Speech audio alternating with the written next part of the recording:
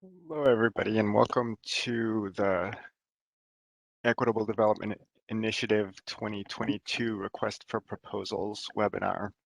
We're going to go pretty quick through this uh, just to give people a little bit of background on the program history, the goals of how the program's set up, and a little bit of specifics about the RFP itself and how it's structured. So the first place to start is talking about the origin of the Equitable Development Initiative itself. It's important for all of us to remember that the program arose from activity and organizing from communities facing displacement, particularly organizations like South Core, which is a coalition of folks organizing in Southeast Seattle, as well as the Race and Social Equity Task Force, which included many of those organizations from South Core, as well as folks in the central area and the International District Chinatown neighborhood. And along with those was part of the inside-outside strategy was working with staff in the Office of Planning and Community Development and the Office of Civil Rights to generate policies in a program that would designed around the needs of the folks doing the organizing on the ground. And again, because of that focus, the EDI program has some core values around accountability, acknowledging the history of injustice and racist policies that are part of the city's history and integral to the city's history, and then really trying to have a focus on communities that are impacted by displacement being the ones to lead in developing the solutions. So the specific context was the development of the city's update for the comprehensive plan, which maps out growth strategies for where people and businesses are going to grow over the next, 30, 40 years. The organizing that was happening was focused on the fact that the previous comprehensive plan in its draft phase didn't really have much of a race and social justice analysis. And when communities advocated for the equity analysis to be included, the equity analysis showed that there were gaps that were primarily affecting communities of color, and there didn't seem to be any real mitigation strategies or ideas of how to address those impacts. And that's where the Equitable Development Implementation Plan and the EDI program were born from. And so, you know, we don't, the story certainly starts for Seattle with colonization. Ordinance 5 of the city prohibited um, indigenous people from being able to live or own land within the city limits. So the history of this racial discrimination starts from the onset of the city. But the redlining maps are really important for sort of telling the story because of how much the current spread of people of color and displacement risk is maps along with the redlining maps. And so you can see here, the Central District, the CID, Southwest Seattle, Southeast Seattle were all areas that were explicitly redlined by city policy. And if you then look at the displacement risk maps, you'll see that there's quite a high correlation to, the maps are essentially the same in so many ways. And that's intentional, right? So the displacement risk that communities are facing now was artificially created by the policies in the past. And, the city's expanded to the north, so there's areas like Northgate and Lake City that are high risk displacement as well. And one of the things that we do want to look at and pay attention to is, that applicants and organizations that are applying to us are situating themselves in the context appropriately of their particular neighborhood. And so certainly that narrative can be easier to say in certain places, like if you're in the central area, the history is really clear of what redlining did, its impact on the African and Black community, and how that has over time spread into things like the racial wealth gap and other issues. Whereas, the university district, for example, the conversation around displacement risk is a little more complicated because it's a little harder to pull the demographics out to say, okay, this is not this is not high risk displacement because students with no reportable income are affecting census data. So we do want applicants to be both cognizant of telling the story, especially if they're um, not in an area where the sort of historical narrative is as clear to everybody, but also just to help distinguish like what makes your organization and your proposal consistent with sort of that history. Like how do you tell that story, and how does it lead to the solutions that you're proposing? And are you as an organization taking that history into account? So the displacement risk maps are important for kind of citing the areas and the priorities of investment. The access to opportunity maps are similar, although that is certainly more complicated, both because you can be high, high access to opportunity, but that can increase the mere presence of having access to opportunity can create displacement risk, while on the flip side, lack of access to opportunity also can potentially exacerbate displacement risk if incomes are not keeping up with rents, for example. So just to give some background, these are just two examples of the layers that go into creating displacement risk and access to opportunity maps. So, one of the ways you can think about your proposals is sort of saying, okay, what are the actual factors in our community that are making displacement risk so significant? What is it? Economic? Is it social? Is it cultural forces that are particularly at play? And then sort of using that to describe why you're proposing the solutions that you're proposing. So finding the areas of sort of greatest disparity and targeting those.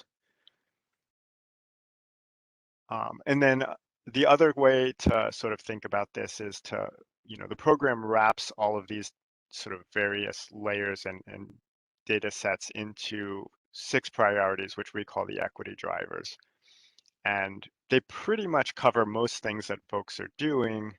And what we really want to see is when you send in an application that you're responding to at least 3 of these and really only talking about 3, just to, this is good for your page count and being succinct. So pick the top 3 that you think are most applicable and really describe how these things tie together, right? We're not trying to be a program that just focuses on one particular topic area. We're not interested in just doing housing. We're not interested in just doing economic development. We're interested in community development where the various pieces and activities actually tie and advance each other together. And so that's part of what asking for multiple equity drivers is trying to get at. And also this is the way for you to describe what the actual impacts are. We want to know, what are the public benefits that you're all going to be providing? How are you going to be able to articulate that this is what this project is intended to do, and this is how it helps, the city, the residents, the workers, anyone who's a stakeholder in your community. So again, the maps really show that like the program is designed to be place-based. We're looking for folks who are rooted in the communities, that understand why a particular neighborhood is particularly at high risk of displacement, and really understands what's going to be required for folks living in those neighborhoods to be able to prevent their displacement from happening and to have access to the opportunities that they want to have. This can be really complicated, and so this isn't, as with most things EDI, this is intended to provide a lens to understand things and not require organizations that may not have a clearly defined geographic boundary from being unable to apply. And so example, we talked about the indigenous community where, the entire city is high risk of displacement because the whole city was theirs before it was colonized. Similarly, like the LGBTQ community, where there may or may not have necessarily been, especially for BIPOC members of the community, may not have been a historical neighborhood that has the same kind of deep context. And so, what we're asking folks is to be able to sort of explain how they, you as an organization think about what community building and centering place means within the proposal that you're driving at. And because we're a real estate program, securing space and starting that conversation, is something that's viable and is an acceptable thing to ask for. But just you have to sort of spell out for the review committee, like, how are you thinking about what this question means, and make the argument to them that it makes sense. So this year, one of the changes that we're doing is specifically looking at a few areas where we either have a policy objective that's new or have looked at the types of applications that we've received compared to what we sort of understand to be the underlying demographics, and are trying to address some of those disparity gaps in our program and what we've been funding in the past. So the four that are most applicable for this year are religious institutions that are using the affordable housing bonus legislation, which just passed last year. So this is an opportunity to help organizations that have been working on this for several years in sort of the policy area actually have a chance to see those projects come to fruition. We have typically underinvested in North Seattle communities. So that's an area where we're trying to encourage some more applications to come in. The same it can be said for Latinx and LGBTQ communities. So really trying to say, okay, like the portfolio is not necessarily matching what we understand the communities to be in the investment need. And we're trying to find a way to highlight some of those gaps for the review committee. None of this is to say that if you're an organization addressing racial disparity in high risk of displacement communities that you shouldn't be applying. You absolutely should, and we fully intend to provide investments in a broad way, and we'll be looking to balance the portfolio with even within this round. But there are some areas that we're really trying to encourage more applications to come in. So this year we have, this will be the largest RFP round that we have ever done. So we have two different funding sources because the Jumpstart tax has added a little bit of money to the program. So we'll be putting out approximately 8.3 million when we do the funding awards is what we're expecting.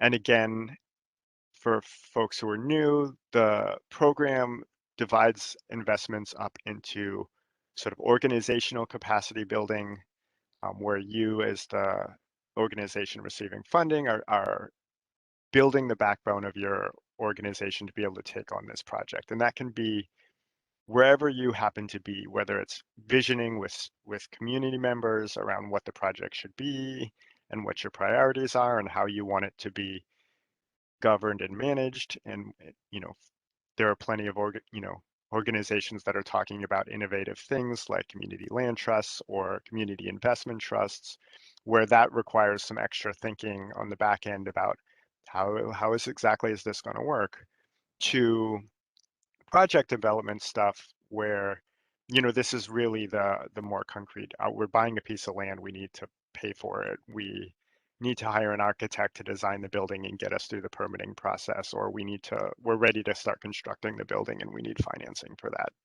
So those are the project development, and folks can be pretty creative about how they want to use funds.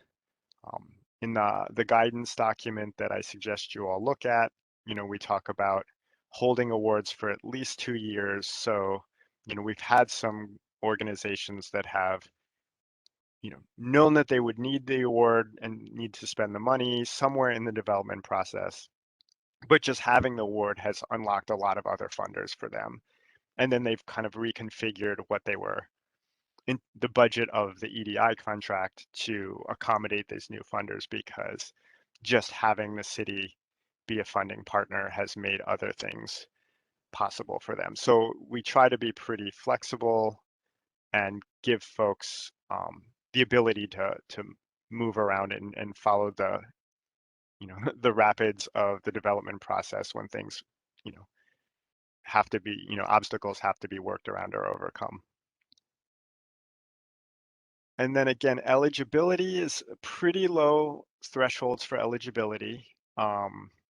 If you're existing EDI partner, and so that means you received funding from us from somewhere in between 2017 or 2019 or last year in the 2021 round, we're asking that you complete all of the supplemental questions, because we want to be able to give the review committee a little bit more information on what you all have been up to.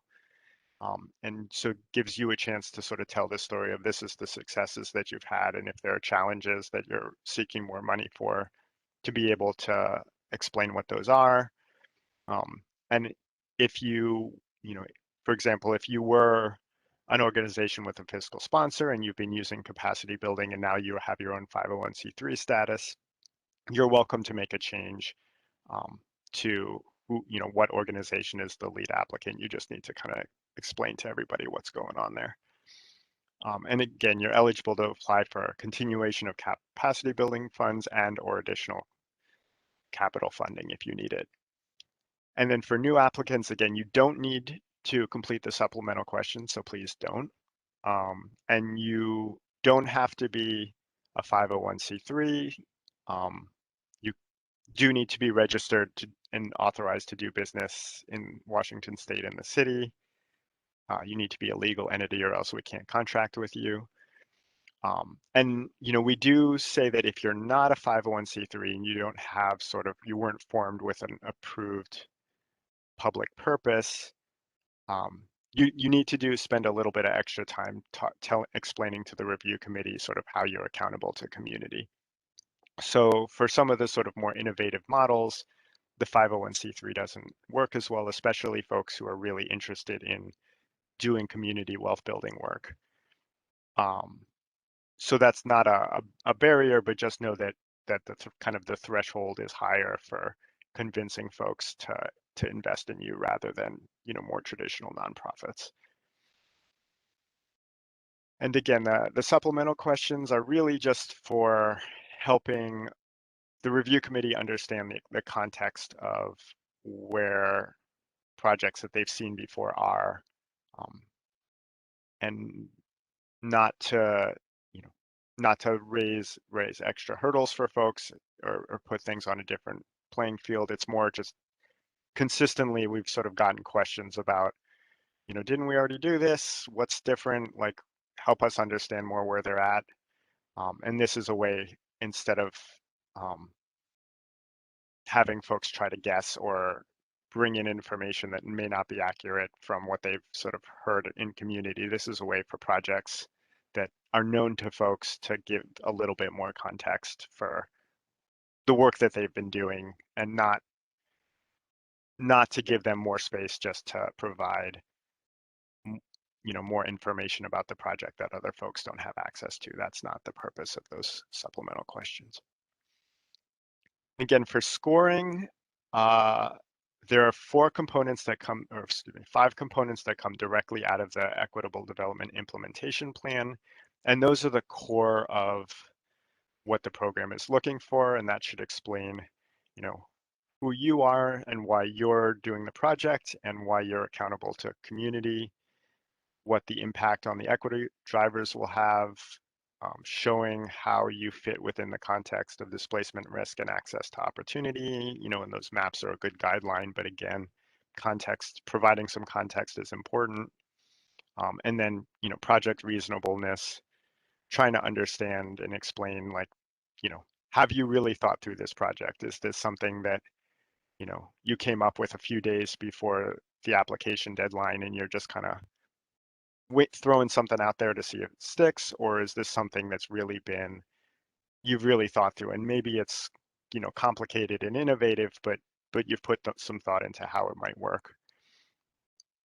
And in the other considerations column, this is where we're really trying to have folks be able to, on the review committee side, take a look at the overall picture of what's being funded. And so what we don't want is, unconscious bias in the group, putting all of the funding in certain areas just because that was kind of where the, people came into the room that day. And so what we ask them to do as reviewers is really, at several times within the process, take a step back and think about the overall picture of what's being funded in that year. And so geographic distribution is,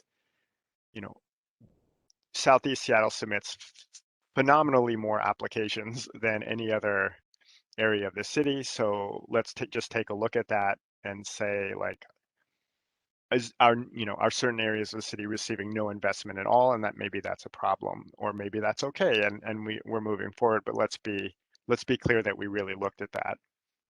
Similarly, shovel hungry versus shovel ready projects. We want to make sure that we're actively supporting groups that haven't had a chance to do development before, or haven't been able to show that they have a track record of these things, or don't have the resources to push a project to the point where it appears shovel ready to traditional capital funders. So we want to be open to those smaller projects and the smaller groups and help them along. At the same time, we don't want to be a program that never funds things to completion. And so having shovel ready projects that just need a little bit more resources to be able to break ground and move forward so that they're not stuck, is also, something that we want to find a balance of. And mix of project types, again, we don't want to be glommed only into doing mixed use affordable housing projects. There's a lot of other needs that aren't being served, and so how are the resources spread around on any given year to make sure that there's some balance in the types of projects and types of things that are able to be done in community. And certainly, the being able to clearly articulate, like, why the projects are being responsive to the discriminatory history of the city is really important. And so, teasing that out and saying, like, how is this overall portfolio of recommendations for this year really being thoughtful about the complexities of this discrimination and the issues of intersectionality and things like that. And then this year, again, we're adding those priorities we talked about before, because we've seen some level of imbalance on over several years now of certain areas where we haven't been receiving the kind of applications that we would normally expect to receive. And so probably we'll be having something like that in future years as we try to address areas where, there's over concentrations of investment that are leaving certain groups behind who aren't receiving any resources at all from the program. And that'll be, a conversation that's ongoing with, stakeholders within the city, the advisory board, out with stakeholders outside the city, to try to take a real look at where we may be may be leaving folks behind who aren't having the access that the program should be providing to them. So again, the timeline to the RFP is being released on the 28th. Applications are due in June, and then the review process will proceed over the course of the summer, hopefully early September being when awards are announced, and then folks will have the opportunity to negotiate contracts. And most of the capacity building contracts would hopefully be negotiated by the end of the year, so folks can get started in early 2023. Some folks are ready to go sooner than that, and some folks take a little longer, but that's the basic timeline of how most of this shakes out. And capital contracts and those that are for development can take a lot longer to do depending on the circumstances, and that's okay. And then again, just to reiterate some of the changes, the application is essentially exactly the same as it was from 2021. If folks want to just recycle your application from before, I would just take a spin through just to make sure that nothing's changed. Please do complete a new cover sheet so that everybody knows that you did actually intend to submit the application this year. But other than that, if you want to keep it really simple, you're welcome to do that. The new things are the outreach priorities that we talked about. We are because we have a little more resources, we're raising the maximum cap that folks can ask for to up to 2 million. It's pretty unlikely that folks will get a full 2 million, but there are circumstances where that may be the only way to work. For example, if that's the purchase price of the property that you're looking at, it probably doesn't make sense to fund the project for less than that because you can't, buy 83% of a project or, buy 83% of a property. And similarly, additionally, what we're asking the review committee to do is try to fund at least 10 new organizations at some level. And this is to make sure that there's some balancing of projects that are in the portfolio that need to be supported so that they can continue and remain on track, while also making sure that we are able to bring new projects in so that we're not a program that's completely gatekeeping the resources. And that's a balancing that has to happen every year, because we don't want to gatekeep and prevent people from having access to the fund. We also need to make sure that we're resourcing projects to be successful and that we're not just accumulating projects that are stuck. And so, this year, this is kind of, after a fair amount of discussion with the advisory board and other folks, this is sort of where we landed on the balancing for that. And this is an example of how the scoring criteria works. And there's an example of this for all of each of the core criteria in the RFP guidance. And the idea here being, you're trying to, explain how you meet the criteria, but also that there's a spectrum of how well you're sort of framing up your case. And so I think a lot of times what we see is folks who are making applications and they're sort of assuming that because they meet the minimum thresholds, that automatically creates a competitive project. And the problem is we have, by intention, a very low minimum threshold. But that also means that if folks are only writing to that, then that may not result in a competitive proposal compared to other projects. And so we had 78 applications last year. We expect this to be an equally competitive funding round. And so what you want to do is not just say, oh, we're an organization, we're in the central area, therefore we're high risk of displacement, right? That's true, but there's also potentially 20 other applications that are saying the exact same thing. So really think about these as, how can you really tell the story of your organization and your idea and try to really make the case. And this isn't to say, you should be worried about what other folks are doing in your neighborhood in terms of, we don't want people to feel like they're competing against each other, but you do want to be able to distinguish what you're doing and why you're doing it, and not just sort of assume that everybody will automatically be able to understand if you've set this baseline context. You have to kind of go deep and walk the review committee through, why is this important now? What makes this a really unique project in a really unique moment in time that this needs to be funded?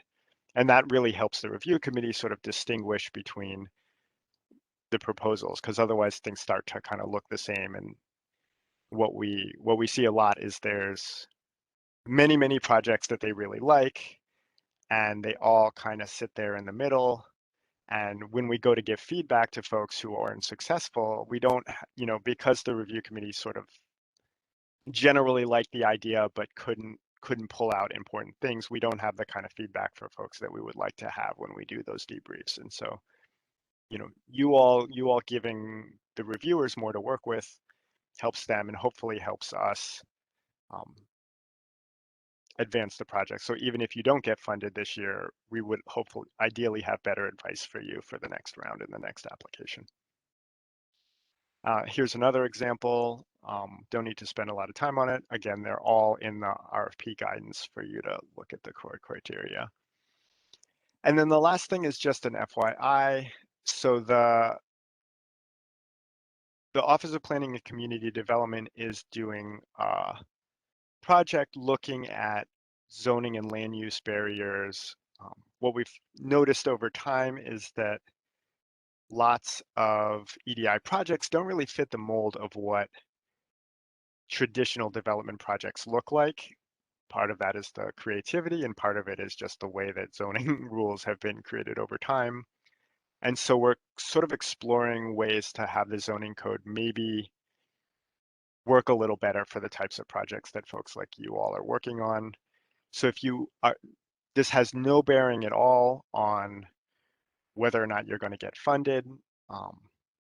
The review committee won't even necessarily know that you've said yes or no to something like this. But if you are interested in talking to the planning and land use staff about your project or things that you've encountered, just sort of check the box and somebody will get in contact with you at some point during the process to just talk through things. So that's it for the webinar. If you've got any questions, please feel free to email me at michael.blumson@seattle.gov, and my email address is in both the application and the RFP guidance. Happy to give you any advice that I can while the application is going, and looking forward to talking to you all about your projects. Thanks so much.